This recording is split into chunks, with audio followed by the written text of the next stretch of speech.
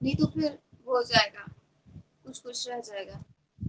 Transcription की बात करने वाले हैं, ठीक है। ट्रांसक्रिप्शन बेसिकली होता क्या है, ये टाइप ऑफ जीन एक्सप्रेशन है। जब आप सेंट्रल डोग्मा पढ़ते हो तो उसमें क्या पढ़ते हो कि सबसे पहला जो जेनेटिक फ्लो ऑफ इंफॉर्मेशन है उसमें डीएनए से क्या बनता है, सबसे पहले आरएनए बनता है, ठीक है। तो वो जो डीएनए से आरएनए का फॉर्मेशन है वो क्या है, वो क्या कहलाता है process, this is the transcription. और वो बेसिकली है क्या, इट इज द ट्रांसक्रिप्शन को अगर और अच्छी लैंग्वेज में कहोगे तो it is the first step of gene expression, ठीक है। इस लाइन को याद रखिएगा। अब तक आप बचपन से अब तक पढ़ते आते हो कि ट्रांसक्रिप्शन जब आपसे कोई डेफिनेशन पूछता है तो आप ये बताते हो कि formation of RNA from DNA is the transcription. लेकिन आपसे ये नहीं बताना है, आपसे क्या बताना है कि ये जो अच्छे मतलब जिसको कहते हैं अच्छे वर्ड्स का इस्तेमाल करके, तो वो आप ये बताओगे कि it is a first step of gene expression. Second step क्या होगा, second step is a translation, ठीक है। और फिर उसके बाद जब आप लैक्टोज मेटाबॉलिज्म और ये ओपेरॉन कंसेप्ट पढ़ोगे तो दिस इज अनदर थिंग, ठीक है। वो जीन एक्सप्रेशन का रेगुलेशन का एक अलग स्टेप है। यूजुअली किसी भी सेल में जो जीन एक्सप्रेशन होता है या डीएनए की जो भी इंफॉर्मेशन है वो किस फॉर्म में एक्सप्रेस होती है। तो यूजुअली क्या होता है कि कोई भी डीएनए सेगमेंट है उसमें इंफॉर्मेशन किस चीज की होती है, किसी प्रोटीन के बनने की या फिर किसी एंजाइम के बनने की, ठीक है। तो और वो कब बनेगा, जब तक कि एमआरएनए उसकी नहीं बन जाती, कोई ट्रांसक्रिप्ट नहीं बन जाती, ठीक है। तो ये transcription basically it is a first step of gene expression and the formation of functional transcript is called transcription, ठीक है। अब ये जो वर्ड है फंक्शनल ट्रांसक्रिप्ट, इसका क्या मतलब है, चाहते तो यहाँ पर आरएनए भी लिख सकते थे, ठीक है, या फिर एमआरएनए भी लिख सकते थे, लेकिन उस एमआरएनए का भी कोई काम नहीं होगा जिसके स्ट्रैंड्स छोटे होंगे। या मतलब अगर सपोज पूरी प्रोटीन मतलब जैसे ये कह सकते हैं कि पूरी ट्रांसक्रिप्शन यूनिट का एमआरएनए बनना चाहिए था, आधे का ही बना, तो वो फंक्शनल थोड़ा ना होगी। क्योंकि अगर मान लीजिए उसको ट्रांसलेशन उसके बाद उस ट्रांसक्रिप्ट का आधी ट्रांसक्रिप्ट का ट्रांसलेशन होता भी है तो वो प्रोटीन आधी ही तो बनाएगा ना, उसकी पॉलीपेप्टाइड आधी तो बनेगी, फिर वो अपने नेटिव कन्फर्मेशन में नहीं आएगा। जब नेटिव कन्फर्मेशन में नहीं आएगा तो वो प्रोटीन काम नहीं करेगी, that means it is a useless, ठीक है, it is a useless for sale. इस वजह से इसको कहा गया है कि it is a when formation of functional transcript is called transcription, ठीक है। और ये फंक्शनल ट्रांसक्रिप्ट बेसिकली है क्या, this is the messenger RNA. वैसे तो सेल कभी भी अगर वो यूजलेस है या किसी तरह से उसमें कोई कमी होती है एमआरएनए में, ठीक है, तो सेल खुद ही उसको डिग्रेडेट कर देती है, रखती नहीं है अगर वो गड़बड़ा एमआरएनए बना हुआ है, राइट। लेकिन अगर वो प्रॉपर फंक्शनल ट्रांसक्रिप्ट के फॉर्म में आया है तो उसी को ट्रांसक्रिप्शन कहते हैं। इतनी बात समझ में आई कि अब अगर कोई आपसे पूछेगा कि व्हाट इज अ ट्रांसक्रिप्शन तो आप क्या आंसर करोगे, फॉर्मेशन ऑफ फंक्शनल ट्रांसक्रिप्ट, और functional transcript that means messenger RNA. ये बात समझ पाए, चलिए हाँ एक बार यस यस करते हुए चलिएगा, ठीक है। बस केवल समझाने समझाने वाला काम आज होता है। अब ये फंक्शनल ट्रांसक्रिप्ट तो बन गई, ठीक है, ये तो बात हुई डेफिनेशन की। लेकिन ये बनी कैसे, उसके लिए कुछ ना कुछ नीड्स होंगी, है ना। जैसे कि आपने डीएनए रेप्लिकेशन के दौरान कितने सारे एंजाइम पढ़े थे, टेम्पलेट पढ़ा था कि जब तक कि टेम्पलेट नहीं होगा ओरिजिन ऑफ रेप्लिकेशन नहीं होगा, प्लस कुछ नेसेसरी एंजाइम्स नहीं होंगे तब तक की डीएनए रेप्लिकेशन नहीं होगा। या ये कहें कि ये सारी चीजें क्या थी, रेप्लिकेशन के डीएनए के रेप्लिकेशन के लिए जो नीड्स होती हैं सेल की, ठीक है, या उसको होने के लिए जिनके थ्रू ये प्रोसेस होता है, ठीक है, कुछ कुछ चीजें चाहिए होती है। वैसे ही ट्रांसक्रिप्शन के लिए क्या क्या जरूरी है, मेन दो चीजें। जैसे कि डीएनए के लिए डीएनए रेप्लिकेशन की जब बात करते थे तो उसमें क्या होता था कि डीएनए जब भी रेप्लिकेट करेगा तो उसके लिए सबसे जरूरी चीज ओरिजिन ऑफ रेप्लिकेशन, क्योंकि तभी रेप्लिकेशन बबल बनता था। और दूसरा डीएनए पॉलीमरेज, ठीक है, वैसे ही वो मेन प्लेयर ऑफ एंजाइम था रेप्लिकेशन के केस में। वैसे ही जब ट्रांसक्रिप्शन की बात करते हैं तो दो चीजें मेन रिक्विजिट होते हैं ट्रांसक्रिप्शनल प्रोसेस के, जिसमें से पहला जो रिक्विजिट है या पहली जो चीज चाहिए वो क्या होती है, ट्रांसक्रिप्शनल यूनिट होती है। ठीक है, ट्रांसक्रिप्शनल यूनिट बेसिकली क्या है इसकी हम बात करेंगे बाद में। लेकिन दूसरा मेन कंपोनेंट है, दूसरा मेन क्या ऐसा एंजाइम चाहिए, तो वो स्पेसिफिक एंजाइम होता है जिससे बोलते हैं आरएनए पॉलीमरेज। ठीक है, आरएनए पॉलीमरेज हूबहू बिल्कुल वैसे ही काम करता है जैसे डीएनए पॉलीमरेज करता था।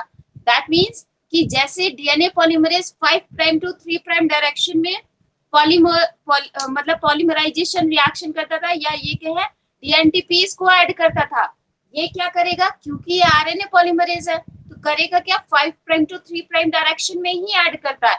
लेकिन किसको ऐड करेगा, आरएनटीपीज को ऐड करेगा। आरएनटीपीज मतलब राइबोसाइड या राइबोस न्यूक्लियोटाइड ट्राइफॉस्फेट। और करेगा कैसे, बिल्कुल जैसे डीएनए कर रहा था कि 5 प्राइम एंड जो नेक्स्ट वाला डीएनटीपी आएगा वो अपना 5 प्राइम एंड एक्सपोज करेगा, तो जो पहले से 3OH वाला है वो उस पे अटैक करेगा, न्यूक्लियोफिलिक अटैक होगा, पायरोफॉस्फेट रिलीज हो जाएगा, फॉस्फोडाइस्टर बॉन्ड फॉर्म हो जाएगा। इस तरह से डीएनटीपीज ऐड होते जाते हैं और फाइनली आरएनए की ट्रांसक्रिप्ट बन जाती है। ठीक है, तो अभी आरएनए पॉलीमरेज का फंक्शन क्या हुआ, हूबहू डीएनए पॉलीमरेज की तरह हुआ। जब आपको मैं नोट्स भेजूंगी तो एक बार उसे रीड आज का ही आज जाकर के जरूर करिएगा। ठीक है, नहीं समझ में आता है तो इसी को दोबारा आप पूछना, मैं नेक्स्ट क्लास में डिस्कस कर दूंगी। ठीक है, लास्ट में टाइम बचेगा तो उसी में बता दूंगी, आप अपनी क्वेरीज अपनी कॉपी पर लिखते जाइए। अब आरएनए पॉलीमरेज के बारे में तो मैंने बता दिया। ट्रांसक्रिप्शन यूनिट क्या होती है इसको समझ लो। फॉर्मेशन किसका होना है, एमआरएनए का, लेकिन ये होगा किससे, डीएनए से होगा, है ना, डीएनए से ही तो फॉर्मेशन होता है आरएनए का। तो ये जो डीएनए है जिसकी मदद से, जो कि एज अ टेम्पलेट काम कर रहा है, ठीक है, तो वो जो डीएनए का स्ट्रेच होता है वो ही ट्रांसक्रिप्शन यूनिट कहलाता है। ठीक है, बात समझ पाए। दैट मीन्स अगर ट्रांसक्रिप्शनल यूनिट कहो या फिर अगर हम कहें ये है क्या एक्चुअल में, it is an stretch of DNA. ठीक है, क्या है ये, स्ट्रेच ऑफ डीएनए।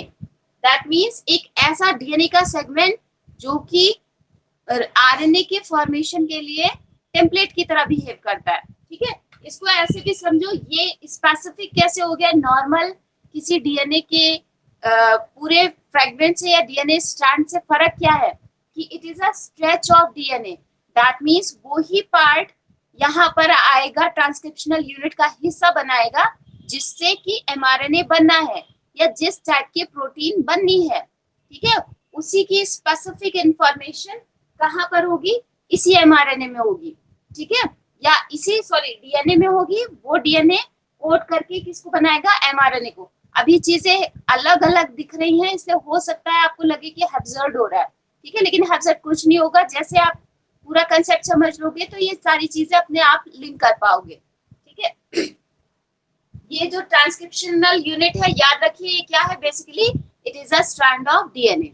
ठीक है, स्ट्रेच ऑफ डीएनए। इसमें भी इस स्ट्रेच ऑफ डीएनए में 3 मेन रीजंस होते हैं। एक होता है प्रमोटर। ठीक है, प्रमोटर कहते हैं उस रीजन को, डीएनए का वो हिस्सा या वो सेगमेंट जहां से आरएनए पॉलीमरेज या ये कहें कि जो ट्रांसक्रिप्शनल यूनिट है, मतलब ट्रांसक्रिप्शनल एपरेटस है, ठीक है, वो या वो एंजाइम्स और प्रोटीन जो कि ट्रांसक्रिप्शन में हेल्प करते हैं, वो सारे आकर के इसी प्रमोटर से बाइंड करते हैं। तो वो हिस्सा किसका, transcriptional unit, that means stretch of a DNA, जहां से ट्रांसक्रिप्शनल एपरेटस आके बाइंड करेगा या इनिशिएट करेगा। ठीक है, तो वो हिस्सा क्या कहलाता है, प्रमोटर कहलाता है। ये प्रमोटर 2 तरीका हो सकता है, या तो कोर प्रमोटर हो सकता है या फिर प्रॉक्सिमल प्रमोटर होता है। ठीक है, प्रॉक्सिमल का मतलब क्या होता है, प्रॉक्सिमल का मतलब आपने जूलॉजी में बहुत पढ़ा होगा, जब बोन्स वगैरह पढ़ते हो तो उसमें क्या डिजिटल एंड प्रॉक्सिमल एंड ऐसे पढ़ते हो ना, तो ये बिल्कुल उसी नाम से मिलता जुलता है। कोर प्रमोटर उसे कहते हैं कि अगर ये प्रमोटर डीएनए के स्ट्रेच में नहीं है तो वो पर्टिकुलर डीएनए एमआरएनए की कॉपी नहीं बना पाएगा, ठीक है। यानी इसको ऐसे भी कह सकते हो कि कोर प्रमोटर का होना आवश्यक है किसी भी डीएनए से आरएनए बनने के लिए या फिर ट्रांसक्रिप्शन होने के लिए। जिस प्रमोटर का होना आवश्यक है, बिना इसके ट्रांसक्रिप्शन नहीं हो सकता है, वो कहलाता है कोर प्रमोटर। दूसरा प्रॉक्सिमल प्रमोटर, ये ऑप्शनल है, हो भी सकता है नहीं भी हो सकता है। लेकिन अगर ये इतना ही ऑप्शनल था तो इसे नेचर ने रखा क्यों? ताकि ट्रांसक्रिप्शन की एफिशिएंसी को बढ़ाया जा सके, ठीक है। वो भी ये वाला आपको ज्यादातर कब काम आएगा? जब आप यूकैरियोट्स का पढ़ोगे, क्योंकि आपके सिलेबस में क्या मेंशन है? Transcription of prokaryotes and eukaryotes. तो पहले ये तो समझ लो कि ट्रांसक्रिप्शन क्या होता है, तब तो प्रोकैरियोट्स और यूकैरियोट्स में डिफरेंस कर पाओगे।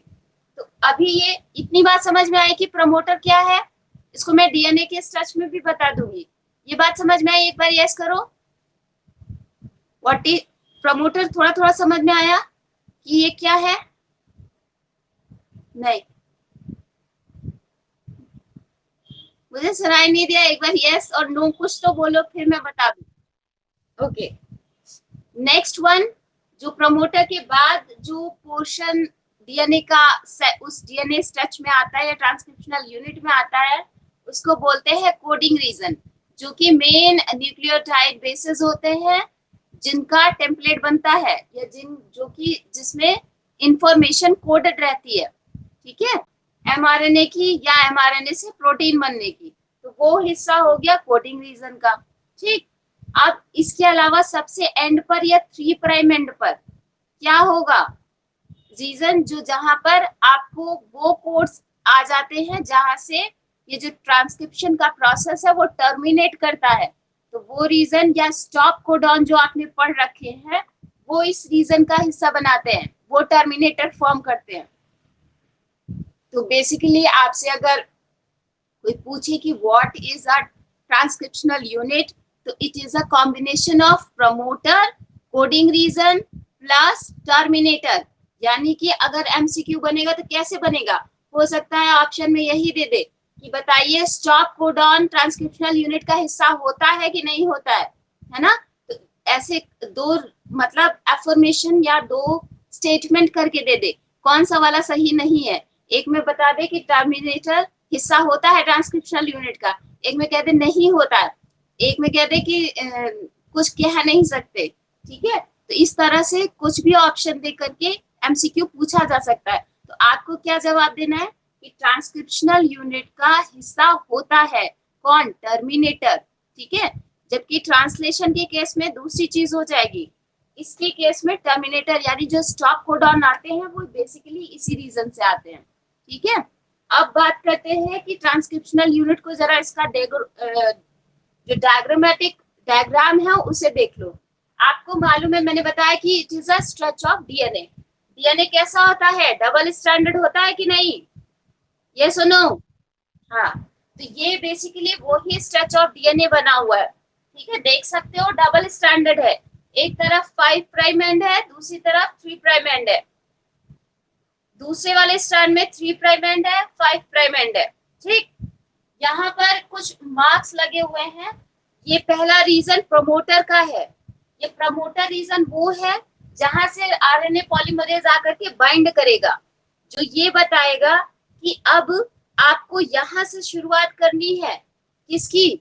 यहाँ से आप फटाफट डीएनटीपीज ऐड करते जाइए और एमआरएनए की नई ट्रांसक्रिप्ट बना दीजिए, ठीक है। तो यानी एक तरह से ये किसमें प्रमोटर इस बात के लिए हेल्प करता है कि आरएनए पॉलीमरेज को ये बता सके कि ट्रांसक्रिप्शन, ये जो टीएसएस लिखा हुआ है basically this is the transcriptional start site. अपने डायग्राम में ऐड कर लीजिए, what is a TSS? Transcriptional start site. इसी वजह से इसे +1 लिखा हुआ है, ठीक। मैंने ये बताया ना कि जब जैसी नीड होती है, क्योंकि मान लीजिए डीएनए बेसिकली क्रोमोसोम या डीएनए का ही अगर स्ट्रेच लें, कोई स्ट्रैंड लें, तो उसमें बहुत सारे कह सकते हैं जीन्स हैं, ठीक है। लेकिन जरूरी नहीं है कि सारे के सारे जीन्स को इसी वक्त या किसी समय कोड हो जाने की आवश्यकता है। जैसे कि मान लीजिए अगर हम किसी प्लांट की बात करते हैं तो आपको मालूम है जब प्लांट आप छोटा सा पौधा लगाते हो तो वो तुरंत फ्लावरिंग नहीं करने लगता है, ठीक है, एक सर्टेन स्टेज के बाद आकर के फ्लावरिंग करता है, राइट। लेकिन आप ये सोचो कि पहले ही वो ऐसा क्यों नहीं, जिस वक्त आपने लगाया था उसी वक्त फूल क्यों नहीं बन गया? क्योंकि जो डीएनए आज है उसमें 2 साल बाद भी तो उसमें वही डीएनए रहेगा, उसमें या जो जीन्स आज मौजूद है वो कल भी तो मौजूद रहेंगे। लेकिन उनमें क्या फर्क होता है? फर्क किसका होता है? एक्सप्रेशन का, कि तब उसकी आवश्यकता नहीं थी, उसी डीएनए एक डीएनए में आज इतने जीन्स की आवश्यकता है तो उसको कोड कर दिया। फिर जब इस इतने जीन्स की आवश्यकता पड़ी या मेटाबॉलिज्म के अकॉर्डिंग कौन सा, मान लीजिए कोई एंजाइम बनना है, ग्लाइकोलिसिस का कोई एंजाइम बनना है, तो अब भाई इसको तुरंत तुरंत जल्दी जल्दी कोड करिए, तो उसके लिए क्या होगा कि एमआरएनए की ज्यादा से ज्यादा ट्रांसक्रिप्ट बननी होनी चाहिए, है ना। तो वो कौन से ये कौन तय करेगा? ये सेल ही तय करती है, वो जिस एनवायरनमेंट में रह रही है, जिस हिसाब से उसे नीड होती है उसके अकॉर्डिंग वो बनाता है, ठीक है। तो यहाँ पर बताने का क्या मतलब है कि प्रमोटर बेसिकली वो ही रीजन है डीएनए का जो कि ये तय करता है आरएनए पॉलीमरेज यहाँ से स्टार्ट करेगा, ठीक है, एमआरएनए का कहाँ से कोडिंग मतलब डीएनए आरएनटीपीस को ऐड करना शुरू करेगा या एमआरएनए कहाँ से बनाना शुरू करे, ठीक है। इसी वजह से इसको +1 कहा गया है प्रमोटर के, या अच्छा चलिए इसको मैं बाद में बताऊंगी। जस्ट प्रमोटर से लगे हुए जो कोडिंग रीजन्स होते, जो रीजन है या जो बेस पेयर्स होते हैं, उनको जब तक कि टर्मिनेटर या स्टॉप कोडॉन्स नहीं आ जाते तो वो जो रीजन होता है वो हिस्सा कहलाता है कोडिंग रीजन्स का, जितने भी बेस पेयर्स आएंगे, ठीक। And the last one is the terminator जहां पे स्टॉप कोडॉन होता है। इसके अलावा ये जो इन दोनों में से कोई एक ही स्ट्रैंड होगा जो एमआरएनए के लिए as a template copy behave करता है, ठीक है। तो जो डीएनए का strand as a template behave करता है उसको बोलते हैं टेम्पलेट स्ट्रैंड, या फिर नॉन कोडिंग स्ट्रैंड, या फिर नॉन सेंस स्ट्रैंड। इसमें मैंने लिखा नहीं है, इसको भी ऐड कर लीजिएगा। इसी वाले को क्या क्या कहते हैं? टेम्पलेट स्ट्रैंड कहेंगे, नॉन कोडिंग स्ट्रैंड कहेंगे, या फिर नॉन सेंस स्ट्रैंड भी कहते हैं। जबकि जिसकी जो कि टेम्पलेट की तरह बिहेव नहीं कर रहा है या रेस्ट ऑफ दी जो स्ट्रैंड बचा डीएनए का वो कहलाता है कोडिंग स्ट्रैंड कहलाएगा, या फिर सेंस स्ट्रैंड कहलाएगा, या फिर नॉन टेम्पलेट स्ट्रैंड कहलाएगा। ये बात समझ पाए? इसको कोडिंग, इस वाले को ही कोडिंग क्यों कह रहे हैं, जबकि एक्चुअल में अगर देखा जाए तो जब भी कोई फर्स्ट टाइम पढ़ता है ना तो उसको लगता है कि अरे टेम्पलेट तो ये वाला है, इसी की कॉपी जब बना रहा है, मान लीजिए यहाँ पर ए जी टी सी, क्योंकि डीएनए है तो टी ही होगा, ठीक है। जब एमआरएनए इसकी कॉपी मान लीजिए बनेगी तो एमआरएनए की यहाँ से ए के साथ में कौन सा वाला आएगा? एक के साथ में कौन सा वाला आएगा? यू आएगा, ठीक है। जहां जहां पर केवल थायमिन नहीं होगा, थायमिन के प्लेस पर यूरेसिल होगा एमआरएनए के स्ट्रैंड में, ठीक है। तो कॉपी ये इसकी करता है, लेकिन इसके सीक्वेंसेस को अगर आप रीड करोगे तो ये हूबहू किससे मिलते जुलते हैं, जो इस रेस्ट ऑफ दी सेकेंड वाला स्ट्रैंड रह जाता है।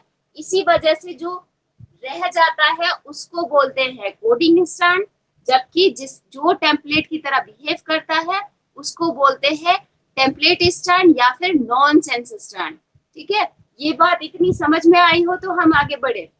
ये बात समझ पाए? हाँ। प्रमोटर का देखिए, प्रमोटर का एक और काम है, एक तो अपैरेटस को बताना कि तुम यहाँ से बाइंड करो, दूसरी बात है ये प्रमोटर ही है जो ये तय करता है कि दोनों में से किस वाले को कॉपी करना है, मतलब कि कौन टेम्पलेट की तरह बिहेव करेगा, ठीक है। तीसरी बात है यही प्रमोटर ये भी तय करता है कि जो मतलब डायरेक्शन ऑफ ट्रांसक्रिप्शन होगा, ठीक है, ट्रांसक्रिप्शन का जो डायरेक्शन होगा वो किस रीजन में होगा। यहाँ पर 2 वर्ड्स मैंने लिख रखे हैं, down stream and up stream, ठीक है। अप स्ट्रीम का मतलब वो हुआ कि सपोज अगर इस रीजन की कॉपी बननी है एमआरएनए, ठीक है, या एमआरएनए की ट्रांसक्रिप्ट बननी है, तो प्रमोटर जहां से शुरुआत होती है वो तो कहलाता है ट्रांसक्रिप्शन स्टार्ट साइट। लेकिन रेस्ट ऑफ दी ऐसा तो है नहीं कि ये बेस पेयर यहीं पे खत्म हो गए, ये बेस पेयर और भी तो होंगे। तो प्रमोटर से लेफ्ट साइड में जितने भी बेस पेयर होंगे उनकी काउंटिंग इस अपस्ट्रीम रीजन में होगी, और उनको लिखा भी हमेशा ऐसे माइनस करके ऐसे लिखा जाता है, -35, -10 या इस तरह के कुछ कुछ, ठीक है। बल्कि ये यहीं से जहां से +1 किया है इसी के बाद से जितने, जैसे आप अगर वो पढ़ते हो क्वाड्रेट वाली ज्योमेट्री पढ़ते हो तो उसमें भी तो होता है कि लेफ्ट साइड में जब भी ग्राफ वगैरह बनाते थे तो उसमें सारे इस तरफ के माइनस में होते थे, है ना। हाँ, तो बस ये वही डिसाइड करता है, क्योंकि जो आरएनए पॉलीमरेज होगा ना तो वो तो बेसिकली इस डायरेक्शन में मूव करेगा, तो उसके अपोजिट वाले जितने भी बेस पेयर्स होंगे उनके नंबर्स के अकॉर्डिंग उनको -35, -10 या फिर -65 इस तरह से बोलते हैं। तो वो रीजन अपस्ट्रीम कहलाता है। रेस्ट ऑफ दी जो आरएनए पॉलीमरेज के डायरेक्शन में ही आरएनए पॉलीमरेज जिस तरफ बढ़ रहा है उसी डायरेक्शन में जो बेस पेयर्स होते हैं उनको डाउन स्ट्रीम बोलते हैं, ठीक है। उस रीजन को, ट्रांसक्रिप्शनल यूनिट को डाउन स्ट्रीम रीजन बोलते हैं। इतनी बात अगर समझ में आ गई है तो फिर मैं और आगे बढ़ू। हाँ, अब आरएनए पॉलीमरेज देखो, मैं रब कर रही हूँ इसमें, जिसको जो कुछ अगर थोड़ा बहुत लिखना है तो वो लिख लो, क्योंकि इसके बाद मैं डायरेक्ट शुरू करने वाली हूँ आरएनए पॉलीमरेज इन प्रोकैरियोट्स। अगर आज ये फिनिश हो जाता है तो एक संडे को क्लास ले लेंगे, ठीक है, भले ही आधे घंटे की। और अगर सपोज मेरा नहीं समय बन पाता है तो मैं इसी पे रिकॉर्ड करके तब आपको प्रोवाइड कर दूंगी, ठीक है। मान लीजिए मेरे को इतना नहीं हो पाता है कि मैं डायरेक्टली बैठ करके आपको पढ़ा सकूं, तो उसको कर लेना, ठीक है, जिससे आपका एक टॉपिक एटलीस्ट कल जो छुट्टी हो गई है ना उसकी वजह से टर्न्स कम ही मिल पा रहे हैं। पता नहीं आगे कभी क्या रहेगा और कब हो जाए आप लोग के एग्जाम, ये दिक्कत है। मतलब अब तक पूरा हो जाना चाहिए था ना, ये बात है।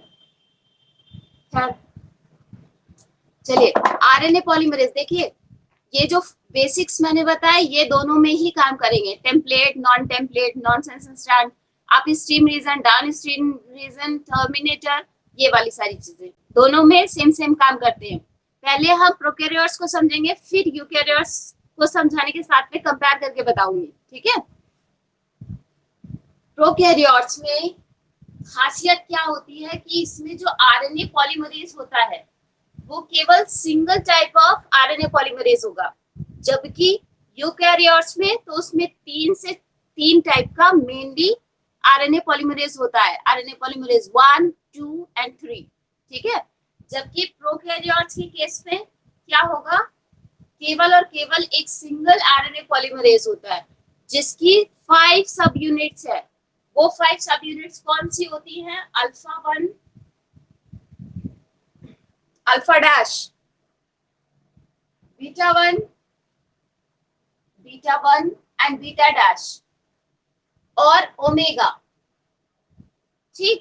ये मिलकर के फॉर्म करते हैं कोर एंजाइम, ठीक। और साथ में एक फैक्टर लगता है जिसको बोलते हैं सिग्मा फैक्टर। जब सिग्मा फैक्टर आरएनए पॉलीमरेज के साथ ऐड हो जाता है तो इसको बोलते हैं होलो एंजाइम। मैंने क्या बताया, मैंने कहा कि आरएनए पॉलीमरेज जब प्रोकैरियोट्स की बात करते हैं तो बेसिकली इसमें एक ही टाइप का आरएनए पॉलीमरेज पाया जाता है, किसमें, ट्रांसक्रिप्शन के केस में, ठीक है, आरएनए पॉलीमरेज। बाकी काम ये भी वैसे ही करेगा जैसे RNA polymerase 1, 2, 3 in case of eukaryotes करते हैं, वैसे ये भी करेगा। इसका अगर स्ट्रक्चर की बात करें तो स्ट्रक्चर में 5 सब यूनिट होती है, alpha 1, alpha dash, beta 1, beta dash and omega. सबका अपना अलग अलग काम है। जैसे कि ये जो बीटा सब यूनिट्स होती हैं, ठीक है, ये बीटा सब यूनिट्स बेसिकली क्या करती है, ये डीएनटीपीस को ऐड करने के लिए प्रमोट करती है आरएनए पॉलीमरेज को। इसका फंक्शन क्या है, ये डीएनटीपीस को ऐड करने में, सॉरी डी नहीं है, डीऑक्सी नहीं है, आरएनटीपीस है, हाँ, आरएनटीपीस को ऐड करने में प्रमोट करती है, आरएनटीपीज के एडिशन को प्रमोट करती है। ठीक, ये क्या काम करता है, ये बेसिकली रेगुलेट करता है एंजाइम को, ठीक है, उसके डायरेक्शन को, राइट। या ये कहें कि ये जब इनिशिएशन हो रहा होता है उस दौरान ये अल्फा यूनिट हेल्प करती है, ठीक है, एज अ रेगुलेटरी यूनिट ये वर्क करती है अल्फा यूनिट। जबकि बीटा क्या करती है, डीएनटी आरएनटीपीज को ऐड करने का काम करती है। और ओमेगा क्या करता है, जरूरी नहीं है, मतलब इसका कोई मेन फंक्शन नहीं है कि ये मतलब पॉलीमराइजेशन में कोई हेल्प करता है, लेकिन ये ओमेगा यूनिट इन दोनों ये जो डायमर्स मतलब कि टेट्रामर्स है उनको स्टेबलाइज करने में, ये साथ में रह पाए, इस मामले में कौन मदद करता है, ओमेगा यूनिट। ठीक है, ये सब मैंने नोट्स में लिख रखा है, तो उसके लिए परेशान मत होइएगा, केवल अभी सुनते रहिए। दूसरी बात है, ये जो सिग्मा फैक्टर है इसका भी काम बहुत स्पेसिफिक है। नेचर ने इसे सिग्मा फैक्टर इसलिए दे रखा है प्रोकैरियोट्स को, क्योंकि ऐसा नहीं है कि अगर ये एब्सेंट होता तो आरएनए पॉलीमरेज की जो 5 सब यूनिट है ये अपना काम नहीं कर पाते। काम तो तभी भी कर पाते, लेकिन तब ये होता कि एक तो इनकी एफिशिएंसी कम होती, दूसरी बात है कि आरएनए पॉलीमरेज रैंडमली कहीं पर भी ट्रांसक्रिप्शन कर देता। ठीक है, तो ऐसा ना हो इसके लिए ये सिग्मा फैक्टर रखा गया है। ये काम क्या करता है, ये इनिशिएशन करता है, साथ में ये प्रमोटर से बाइंड करने में मदद करता है। इसको आरएनए पॉलीमरेज को सिग्मा फैक्टर प्रमोटर से या इनिशिएशन साइट से या जो टीएसएस है वहां से बाइंड करने में मदद करता है। ठीक है, इतनी बात समझ में आई हो तो फिर मैं आगे बढ़ूं। यस कर दूं? हाँ चलिए, अब बात आती है मैकेनिज्म की। ये तो मैंने बता दिया, ठीक है। फिर से एक बार वापस आते हैं ट्रांसक्रिप्शनल यूनिट पर। ठीक, तो उसमें होता क्या है, जैसे कि रेप्लिकेशन बबल बन रहा था, कब, जब हमने डीएनए का रेप्लिकेशन पढ़ा था, है ना, सेम काइंड ऑफ, क्योंकि बंतु ये डीएनए, इसमें भी तो डीएनए ही बिहेव कर रहा है ना, DNA as a template behave कर रहा है। डीएनए रेप्लिकेशन के केस में भी DNA as a template behave करता था, बस फर्क ये होता था कि वहां पे डीएनए पॉलीमरेज आता था और वो पॉलीमराइज करता रहता था। या फिर हेलिकेज, कुछ इस तरह के एंजाइम, एसेसरी एंजाइम्स आते थे जो रेप्लिकेशन बबल बनने में मदद करते थे। यहाँ पर जो बबल फॉर्म होता है वो बेसिकली क्या बोलते हैं उसको, ट्रांसक्रिप्शनल बबल बोलते हैं। ठीक है, ट्रांसक्रिप्शनल बबल बोलते हैं। और साथ में ये जो आरएनए पॉलीमरेज होता है, ठीक है, आरएनए पॉलीमरेज, इसी के पास इसको किसी और एंजाइम की आवश्यकता नहीं होती है। हेलिकेज जो इसको थोड़ा सा अनवाइंड करे, ऐसे किसी की जरूरत नहीं होती, ये अपने आप में सफिशिएंट है। ये हेलिकेज एक्टिविटी भी शो कर लेता है या अनवाइंड करने का भी काम यही अपने आप में कर लेता है, इज अ सफिशिएंट एंजाइम। ठीक है, आरएनए पॉलीमरेज और ये करता कैसे है, ये ट्रांसक्रिप्शनल बबल का फॉर्मेशन किसकी हेल्प से करता है, बेसिकली ये सिग्मा फैक्टर, इसको नेचर ने इसीलिए दे रखा है। ठीक, इसके साथ साथ में सिग्मा फैक्टर अलग अलग तरीके के भी होते हैं। खैर इतना डीप में जाने की जरूरत नहीं है, बस केवल आप इतना याद रखिए। मान लीजिए ये यहाँ पर ट्रांसक्रिप्शन स्टार्ट साइट है, +1 TSS, ठीक है। अभी क्या होगा, ये रेप्लिकेशन, ये मान लीजिए मैंने लिखा ये 5 प्राइम 3 प्राइम एंड 3 प्राइम, ये 5 प्राइम एंड, ठीक है। अब TSS यहाँ से है, यहाँ की तरफ प्रमोटर है, ठीक है। तो ये जो मेल्टिंग होती है, दोनों जो डीएनए के स्ट्रैंड्स अब तक की आपस में मतलब हेलिक्स बना रहे थे, तो वहां पर जैसे ही ये सिग्मा फैक्टर या पूरा जो होलो एंजाइम बन चुका है आरएनए पॉलीमरेज का, वो जाकर के बाइंड कर जाता है, किससे, प्रमोटर से जाके बाइंड कर जाता है। ठीक है, तो प्रमोटर से जैसे ही ये बाइंड करता है, सिग्मा फैक्टर अपने एक्शन में आता है और वो प्रमोटर की मेल्टिंग शुरू कर देता है। जिसकी वजह से इस मेल्टिंग से हुआ क्या कि अभी तक ये स्ट्रैंड पहले ऐसा था, जब इसकी मेल्टिंग स्टार्ट होती है तो जाहिर सी बात है कुछ स्ट्रैंड्स थोड़ा लूज होंगे, लूज होने की वजह से क्या बन गया, ट्रांसक्रिप्शनल बबल बन गया। और इससे हुआ क्या, ट्रांसक्रिप्शनल बबल बनने से क्या हुआ कि यहाँ पर जो आरएनए पॉलीमरेज है उसको टेम्पलेट मिल जाता है, डीएनए से आरएनए बनना है, इसलिए अब इसको यहाँ पे टेम्पलेट थोड़ा फ्री मिल गया, टेम्पलेट का हिस्सा अगेन ये मूव करेगा आगे थोड़ा, ठीक है। और स्टार्टिंग क्या करेगा, जितने भी आरएनटीपीस पूल में मौजूद होते हैं उनको 5 प्राइम टू 3 प्राइम डायरेक्शन में ऐड करता जाता है। मान लीजिए यहाँ पर मैंने लिखा है ये ए टी जी सी या मिथ्योनिन की शुरुआत होती, चलिए यहीं से, ठीक है, या सी सी जी कुछ ऐसा लिखा है, ठीक है। तो अब जरा मुझे बताओ आरएनए की जो ट्रांसक्रिप्ट बनेगी वो कहाँ से शुरुआत होगी, उसके जरा बेस पेयर मुझे बताइएगा। किसी दूसरे पेन से बना दूं ना तो ज्यादा समझ में आएगा, बड़ा बनाऊं? ये विजिबल है बच्चों, एक बार मुझे बता दो। रोज मैं सुन नहीं पाई, कोई और बताओ। विजिबल है? तो देखिए यहाँ पर होगा क्या, ये 3 प्राइम एंड है ना, यहाँ से जब जैसे ही शुरुआत होती जो एमआरएनए बनता है, आरएनए पॉलीमरेज जैसे जैसे बढ़ता जाएगा, यहाँ पे जो बेस पेयर है उन सीक्वेंसेस को, उन बेस पेयर्स को रीड करता जाएगा। रीड करने के साथ में होगा क्या कि मान लीजिए ये ए था तो ए के साथ में यू लगता है, ठीक है। टी तो होता नहीं है, टी की पेयरिंग किसके साथ होती है, ए के साथ होती है, ठीक है। फिर है जी लिखा हुआ है, जी की पेयरिंग किसके साथ होती है, रिप्लाई करिए, जी की पेयरिंग किसके साथ होती है,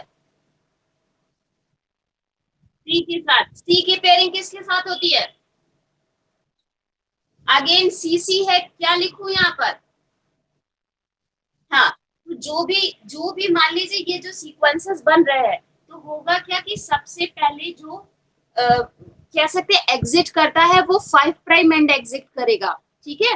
और ये जो मैंने ब्लू से बना रखा है दिस इज एक्चुअली में एमआरएनए, क्योंकि ये आरएनए पॉलीमरेज है तो ये किसको, डीएनटीपी इसको थोड़ा ना ऐड करेगा, ये तो राइबोज न्यूक्लियोटाइड जो ट्राइफॉस्फेट्स है उन्हीं को ऐड करेगा ना। तो होता क्या है, और यहाँ पर अगर मान लीजिए ये एज अ टेम्पलेट होता तो 5 प्राइम एंड ही तो बन रहा है, तो यहाँ पर भी ये जो पहले निकल करके आएगा एमआरएनए का जो हिस्सा वो क्या आएगा, 5 प्राइम आएगा। और फाइनली जब तक ये टर्मिनेटर वाला पोर्शन नहीं आ जाता तब तक कि ये रेप्लिकेट जो आरएनए पॉलीमरेज है मूव करता रहेगा और स्टॉप कोडॉन तक इसके सारे जो कोडिंग रीजन समेत स्टॉप कोडॉन है उसको कोड करके एक फंक्शनल ट्रांसक्रिप्ट बना लेता है, जिसमें पहला जो कोड होगा यहाँ से स्टार्ट हुआ वो इनिशिएशन कोडॉन होगा, वो एयूजी हो सकता है या फिर जीयूजी हो सकता है।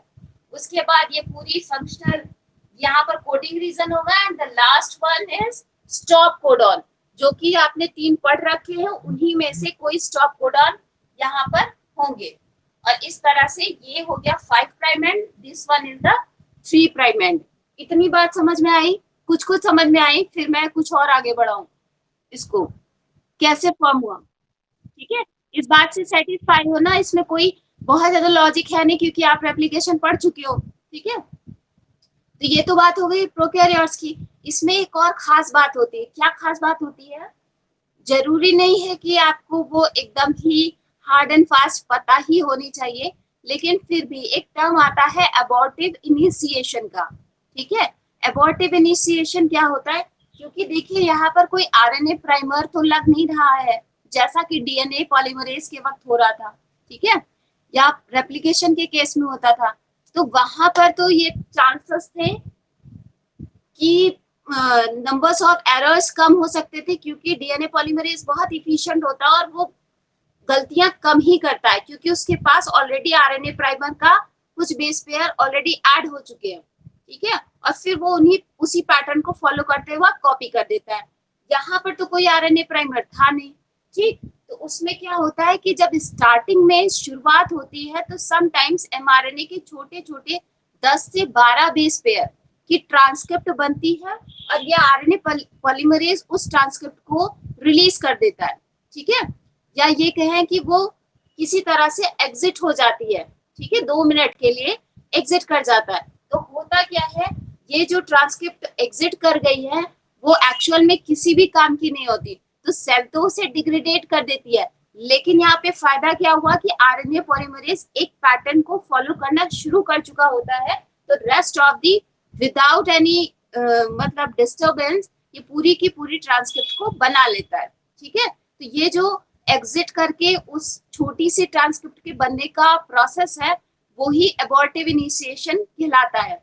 इसके अलावा एक और की पॉइंट यहाँ पर और आपको ध्यान रखने वाला है क्या, कि जैसे ही 10 से 12 बेस पेयर या आरएनए पॉलीमरेज प्रोकैरियोट्स के केस में आरएनए पॉलीमरेज जैसे ही 10 से 12 पेयर कॉपी कर लेता है, एमआरएनए की बना लेता है, उसके बाद ये क्या करता है, ये जो सिग्मा फैक्टर है ये रिलीज हो जाता है।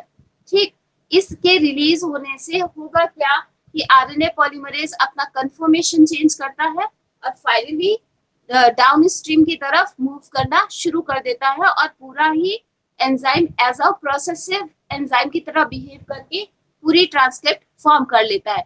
यानी अगर आपसे कभी एमसीक्यू में पूछा जाए क्या सिग्मा फैक्टर पूरे टाइम आरएनए पॉलीमरेज के साथ रहता है, तो नहीं रहेगा। ठीक है, आरएनए पॉलीमरेज के साथ में सिग्मा फैक्टर पूरा टाइम नहीं रहता, कुछ समय बाद जैसे ये 10 से 12 20 बेस पेयर तक कॉपी कर लेता है, उसके बाद में ये रिलीज हो जाता है। कौन? Sigma factor.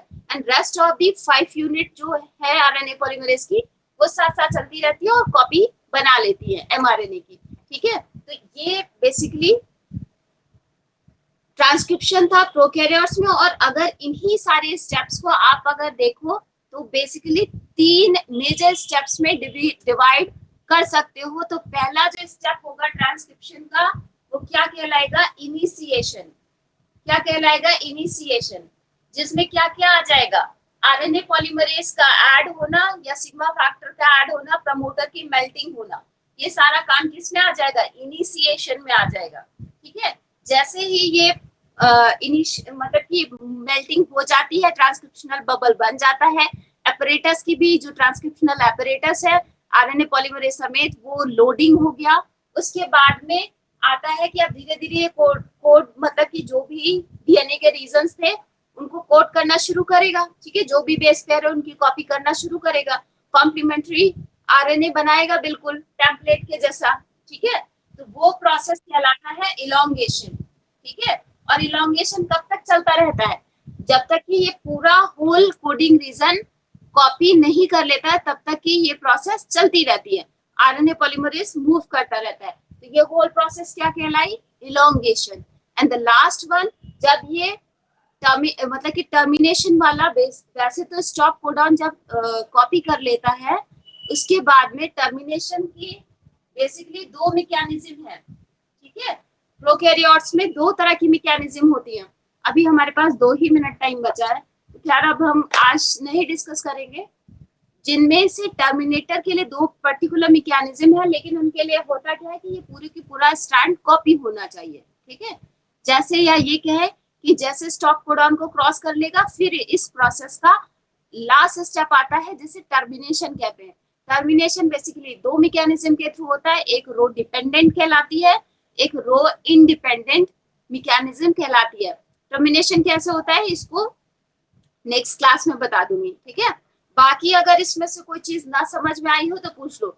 यानी एमसीक्यू यहाँ से भी बन सकता है कि ट्रांसक्रिप्शन की जो 3 मेजर स्टेप्स हैं वो क्या होते हैं, तो इनिशिएशन, इलॉन्गेशन एंड टर्मिनेशन। ठीक है, इतनी बात समझ में आई? अगर इसमें से अभी भी किसी को कुछ पॉइंट्स ये लग रहा हो कि नहीं आ रहा है, तो आज मैं ये नोट्स भेज दूंगी, बिल्कुल श्योर। ठीक है, तो इसको जरूर रीड करना। जो कुछ यहाँ पर रह भी गया होगा, आपको लग रहा होगा कि थोड़ा ऊपर से निकल गया, उसको जैसे पढ़ोगे ना, लेकिन शर्त ये है कि आज का आज ही पढ़ लेना जाके, क्योंकि 24 आवर बाद तो ये मेमोरी से भी गायब हो जाएगा। ठीक है, हाँ, लेकिन ऐप में रहेगा, उसको दोबारा देख लीजिएगा। फिर भी कोई क्वेरी रह जाती है तो नेक्स्ट लेक्चर में जब भी संडे को या जब भी मुलाकात होती है तो आप पूछ सकते हो। ठीक है, तो अभी क्लास ओवर करें, क्लास ओवर करें। चलिए, thanks to everyone, bye bye. जाओ लंच कर लो, जा करके कह दो मैम आपने टाइम ले लिया, कहाँ से कर ले जाके।